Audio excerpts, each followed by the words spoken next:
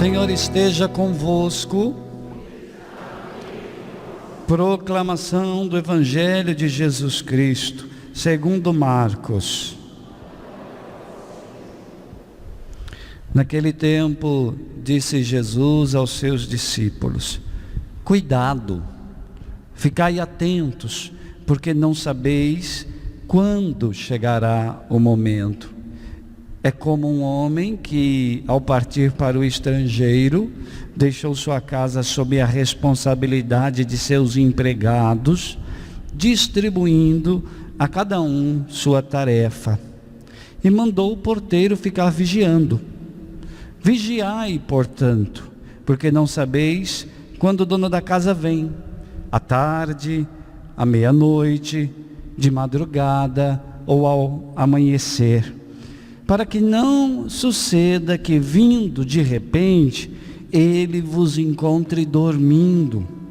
O que vos digo, digo a todos: vigiai. Palavra da salvação.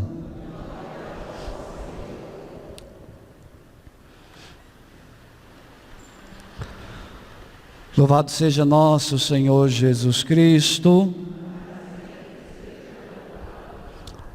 Cuidado, ficai atentos, porque não sabeis quando chegará o momento. É o que nos dizia o versículo 33.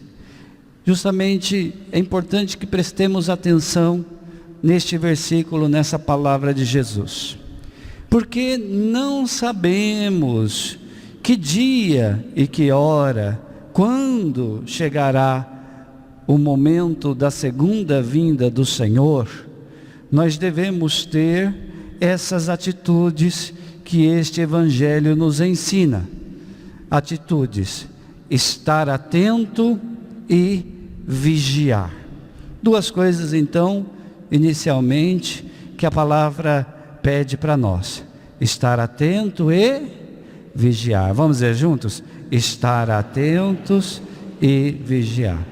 Estar atento. O que nós poderíamos dizer que significa estar atento neste contexto bíblico? Estar atento significa estar com os olhos abertos. O texto diz, para que não aconteça que de repente, quando o patrão vier, ele encontre o porteiro dormindo. Então é preciso estar atento, estar com os olhos bem abertos.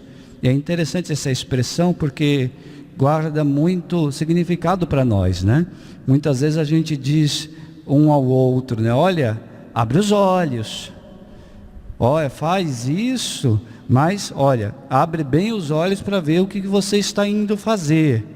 Então, estar com os olhos abertos é algo que diz respeito muito mais que ficar sem piscar, sem pestanejar. Significa então essa atenção. Vigiar significa combater contra o sono. E como é difícil, quando a gente está com sono, os olhos pesam e é uma luta. Às vezes a gente vê na assembleia umas pessoas, nem luta mais, começa a fechar o olhinho, começa a ouvir a voz do padre, uma voz tranquila, uma voz pausada, daí vai, mergulha, Não pode, tem que estar atento. Nesse sentido, combater contra o sono, para que a gente não termine dormindo. Isso é fundamental, porque muitas vezes nós não combatemos, nós vamos adormecendo, nós vamos entrando em estados de letargia, nós vamos nos acostumando a situações que não era para que a gente acostumasse, e a gente então vai se deixando levar. Então, nesse sentido, é necessário combater contra o sono, manter-se de olhos abertos. E combater nos fará estar em atitude de vigilância, de expectativa, de espera, que é o ponto principal que o advento nos convida: expectativa. Nós somos como as mulheres grávidas. As mulheres grávidas estão expectantes. Nós também devemos estar expectantes, mas não no sentido de dar à luz a uma pessoa, e sim no sentido de receber o Senhor que vem. Devemos estar na expectativa, expectantes, estar de olhos abertos e prestar bastante atenção. Lutando contra o sono nos fará ter essa atitude de vigilância, de estar expectantes. Vamos entender melhor isso. Olhos abertos. Como é possível então ter os olhos abertos no sentido bíblico? Os olhos abertos não apenas para fora, para ver as realidades, mas os olhos abertos para olhar para dentro, olhar para o nosso interior, ou seja, examinar quais são os desejos que trazemos dentro de nós, quais são os desejos do seu coração. Isso é estar de olhos abertos em relação a si mesmo, olhar para dentro. O Advento nos proporciona isto. Você faz essa experiência de olhar para dentro, de examinar os desejos que você traz dentro de você, de olhar as suas expectativas, de examinar o seu interior? Faça esse movimento neste início de Advento. Olhe para onde os teus desejos estão te direcionando, para onde você tem orientado os seus dias, quando obedece aos teus desejos. Fazer este exame é importante, é fundamental, especialmente no tempo do Advento, porque nós não nos damos conta disso. Nós muitas vezes somos direcionados pelos nossos desejos, e nem sempre são desejos bons, e nós não percebemos isso. Às vezes sabemos que é um desejo ruim, sabemos que é um desejo de separação, de inimizade, às vezes até de ressentimento, e no entanto nós nos deixamos direcionar por esses desejos. É necessário se questionar em relação a isso. Para onde os meus desejos estão me levando?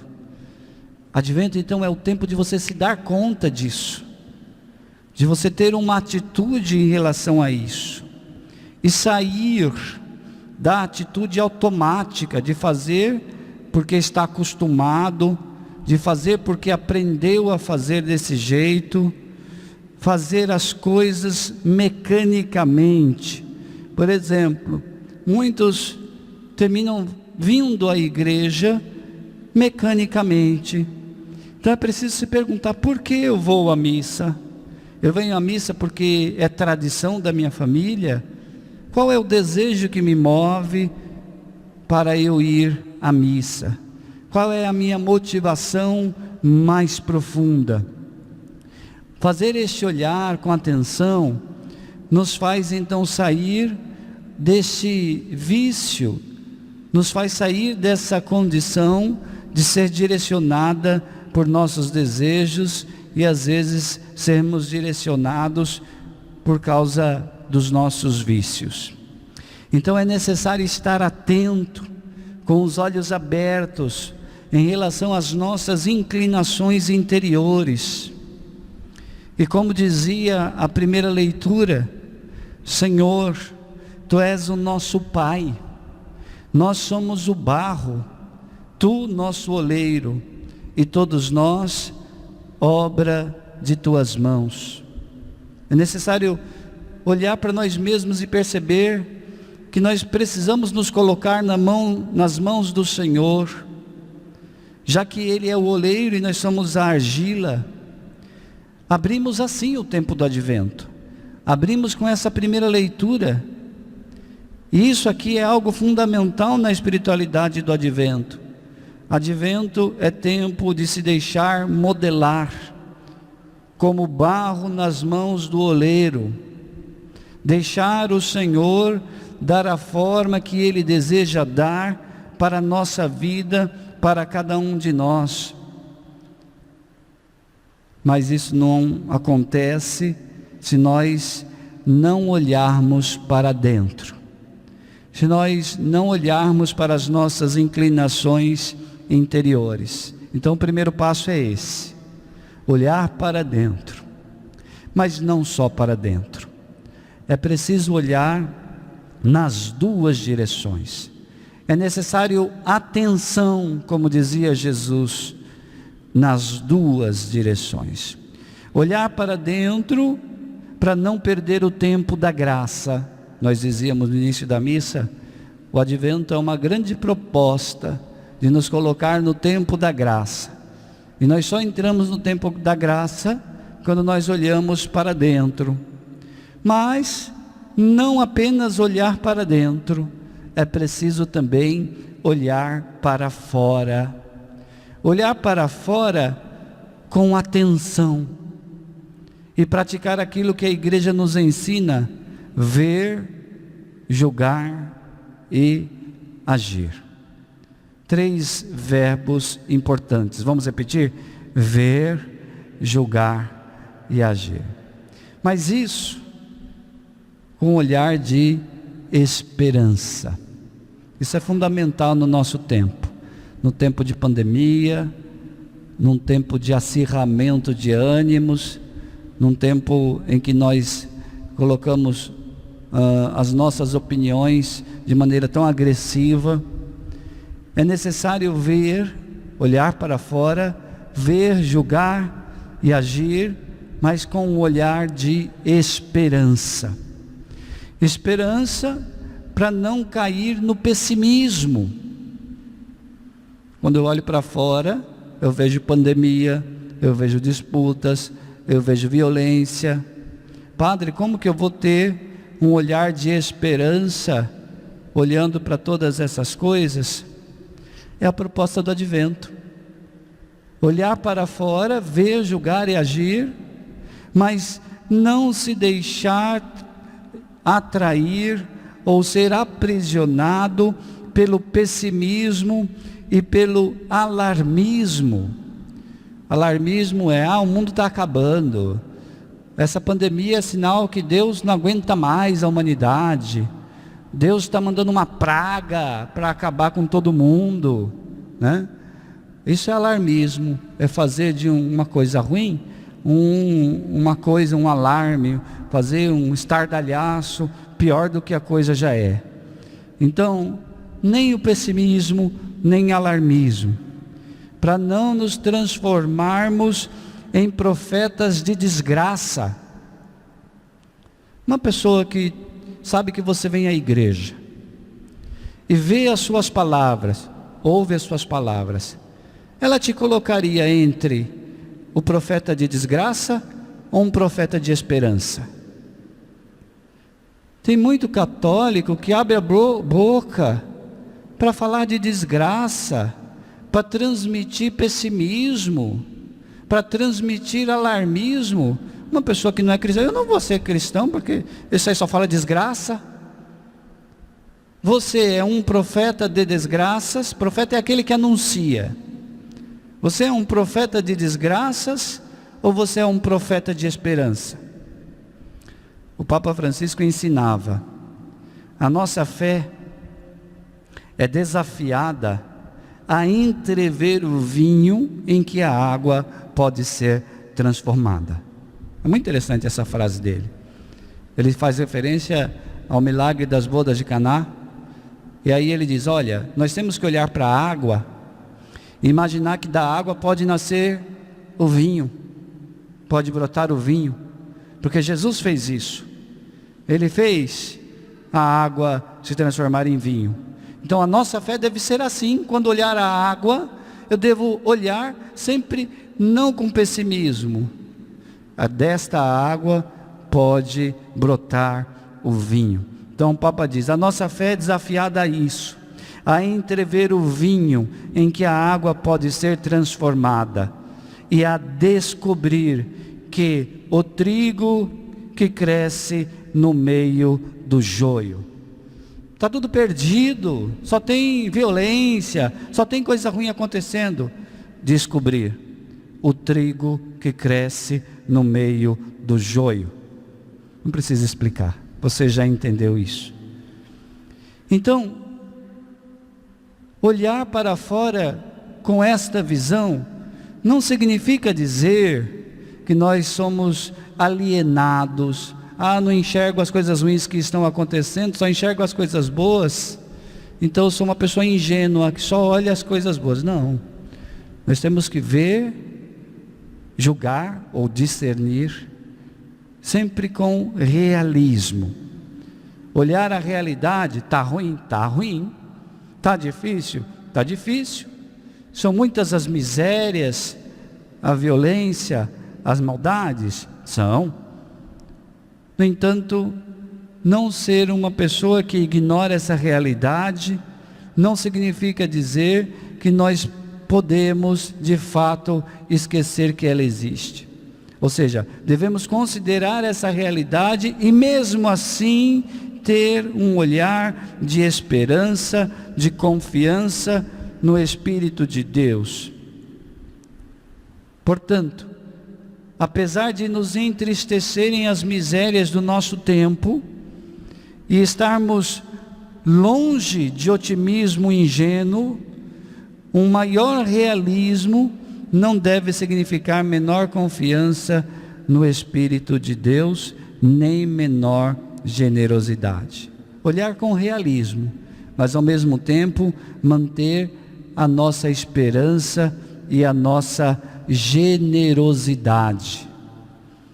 Queridos, somente o otimismo e a generosidade, regados pela fé em Jesus vivo, serão capazes de transformar a nossa realidade. Não ajuda você a ficar se lamentando, não ajuda você a ficar sendo profeta de desgraça. Não vai mudar a realidade se você continuar nesse samba de uma nota só. Agora, vai transformar a realidade se você tiver generosidade, se você tiver esperança, se você tiver de fato um olhar de fé cheio de confiança, um olhar otimista. Isso transforma a realidade.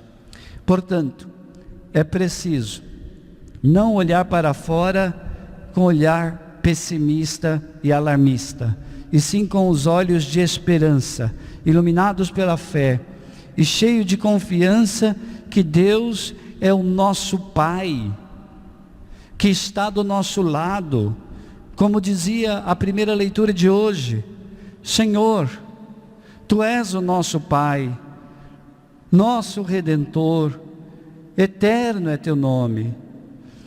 Se rompesses os céus e descesses, as montanhas se desmanchariam diante de Ti. Daí o texto bíblico dá um pulo mais para frente e coloca: descestes, pois, e as montanhas se derreteram diante de Ti. Descestes, pois, e as montanhas se derreteram diante de Ti. De fato, Ele desceu. Ele se encarnou no seio da Virgem Maria.